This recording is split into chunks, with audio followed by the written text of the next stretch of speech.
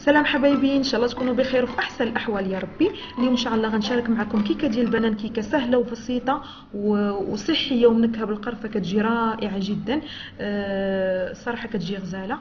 فقبل ما نبدا لا فيديو، الا عجبكم اليوم لا فيديو ديال اليوم ما تنساوش تشاركوا مع صحابكم وحبابكم، وما تبخلوش عليا بواحد لايك وكومونتير الا عجبكم اليوم الفيديو ديال اليوم. واللي اول مره كيشوف قناتي يشترك في القناه ويفعل الجرس باش يوصلوا الجديد. وكما كتشوفوا كتجي رائعه وهشه، شوف الشكل ديالها الصراحه كيشهي.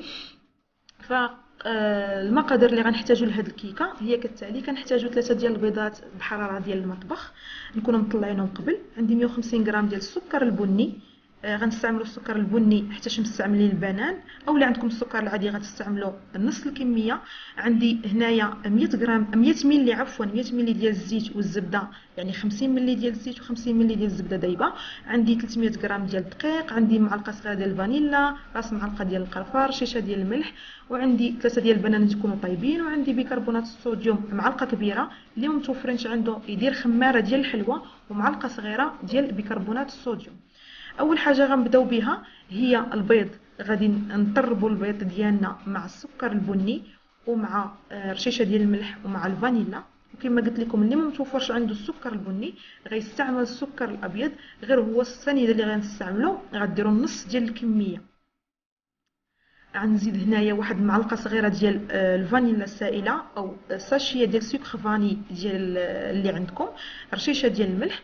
وغادي نخلط هاد العناصر كلها مزيان، غادي نطربها حتى كيتضاعف عندنا الحجم ديال البيض وكيتغير عندنا اللون ديالو. غادي نطربوا البيض مزيان.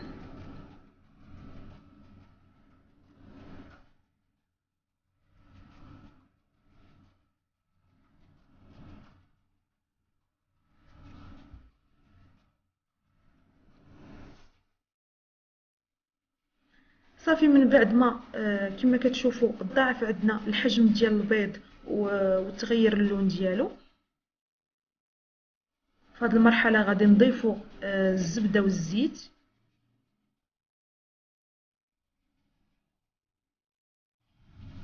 اللي هي 100 ملي ديال الزيت والزبده، يعني 50 ملي ديال الزيت و50 ملي ديال الزبده دايبه. والزبده كتكون بارده طبعا باش ما تخسرش لينا الكيكه ديالنا. صافي غادي نخلط مزيان.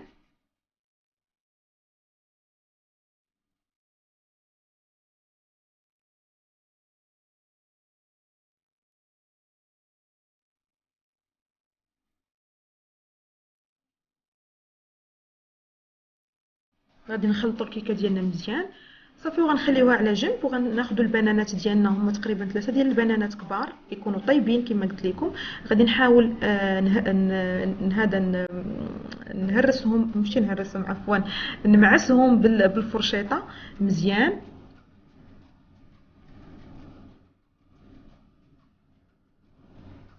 غنمعسهم بالفرشيط على هذا الشكل، وكما قلت لكم يكونوا عندنا طيبين على هذا الشكل هذا. صافي وغادي نضيفوهم على الكيك ديالنا.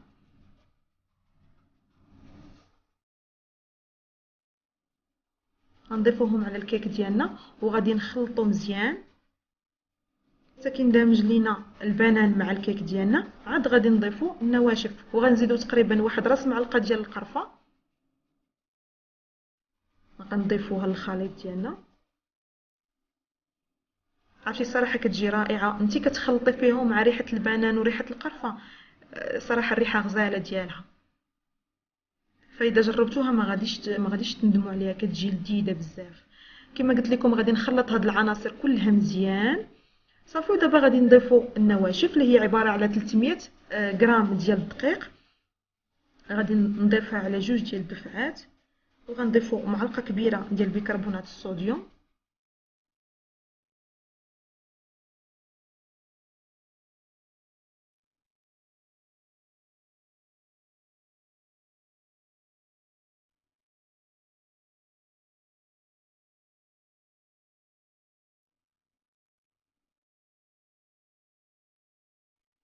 عندي معلقه كبيره ديال بيكربونات الصوديوم، واللي ما متوفراش عنده غيدير خماره وحده، وغادي يدير معلقه صغيره ديال بيكربونات الصوديوم. صافي وغادي نخلط هاد العناصر كلها مزيان.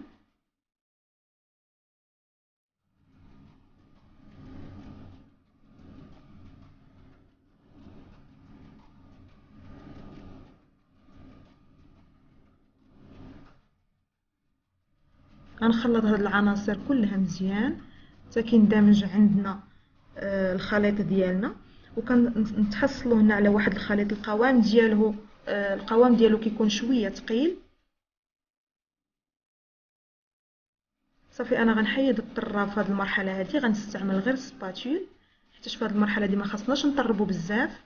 القوام ديالها كيجي على هذا الشكل هذا، ودوك الحبيبات اللي كتشوفوا راه ماشي ديال الدقيق، الحبيبات تاع البنان. غنجيب واحد المول، عندي هذا المول ديال الزاج دهنته ودرت فيه بابي كويسون، غادي نحط فيه الخليط ديالي ديال الكيك على هذا الشكل هذا. وفي هذا الاثناء عندي الفران اللي هو سخون على درجه حراره ما بين 170 حتى 180. غادي طيب لنا الكيكه تقريبا واحد 50 دقيقه. انا شدت ليا تقريبا في الفران 50 دقيقه اللي شدت ليا في الفران الكيكه ديالي. طيبتها من التحت ومن بعد شعلت عليها الفوق، حمرتها غير شويه من الفوق.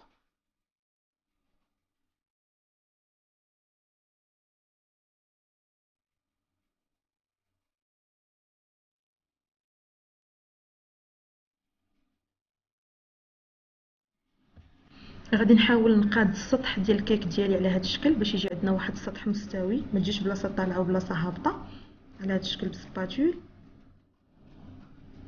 صافي وغادي نرش فوقها عندي اللوز ايفيلي، عندي لوز ايفيلي غنرشو الفوق، وغنرش عليها حبيبات ديال الشكلاط.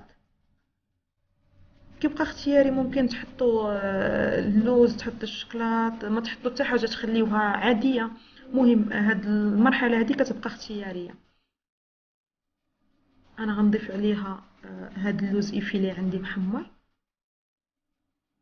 وغنضيف عليها حبيبات ديال الشوكولات شيبس بهذا الشكل هذا، نوزعهم عليها. صافي وغادي ندخلها للفران كما قلت لكم، اللي غيكون سخون على درجه حراره من 170 حتى 180. غتشد لكم في الفران، انا شدت لي في الفران واحد 50 دقيقه. حمروها من التحت حتى كطيب من التحت، ومن بعد شعلوا ليها الفران شويه الفوق تحمر لينا من الفوق. والكيكه ديالنا من بعد ما طلعت من الفران كتجي على هذا الشكل هذا، كتجي غزاله. حمرتها انا من الفوق شويه، شلت عليها الفوق حتى تحمرت ليا شويه. صافي وكتخلوها حتى كتبرد تماما، وكتحيدوها من المول، وكتجي على هذا الشكل هذا. كتجي ما شاء الله طالعه وهشيشه، وصدقوني كتجي غزاله. المهم الفيديو ديالنا قرب النهايه ديالو. هذه هي الكيكه ديالنا، كنتمنى تنال اعجابكم. ما تبخلوش عليا بلي لايك او بلي كومونتير ديالكم، ونشوفكم ان شاء الله في وصفه قادمه باذن الله. مع السلامه.